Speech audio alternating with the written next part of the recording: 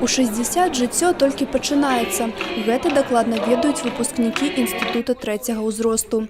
Яны малююць, спяваюць, вывучаюць замежныя мовы і нават актыўна карыстаюцца камп'ютарам. У інстытуце людзі пенсійнага ўзросту займаюцца па 8 напрамках: гісторыка-краязнаўчым, фізічнай актыўнасці, эстэтычнага здароўя, камп'ютарнай граматнасці, адукацыйным, творчым, маральна-духоўным, музычным. Узрост толькі лічба. І кожны год на ўрачыстай лінейцы выпускнікі інстытута трэцяга ўзросту гэта подтверждают. Чаще всего люди приходят для того, чтобы как-то занять свое свободное время, чтобы чувствовать себя комфортно и удобно, когда они выходят на пенсию, потому что именно у нас в институте они находят людей, которые близки им по духу.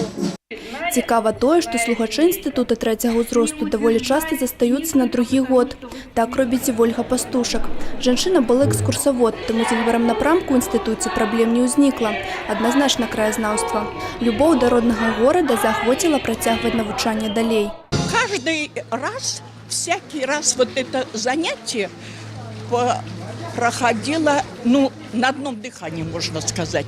Очень интересно, очень много познавательного. Мы ездили на экскурсии, было здорово, руководитель замечательный, все окружения, там 25 человек, замечательные. У гэтым навучальным годзе інстытут трэцяга ўзросту наведалі 550 чалавек.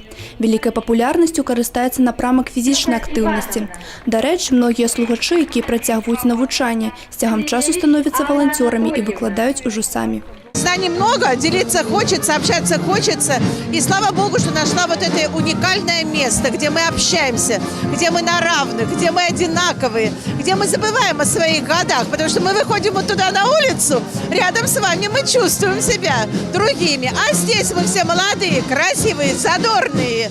И старость меня дома не застанет. Я в дороге, я в пути.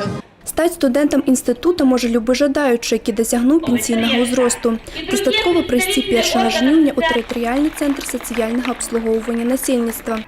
Галоўнае пры сабе мець пазітыўны настрой. Анастасія Цкун, Мікалай Кавалёў, тэлерадыёкампанія «Брэст».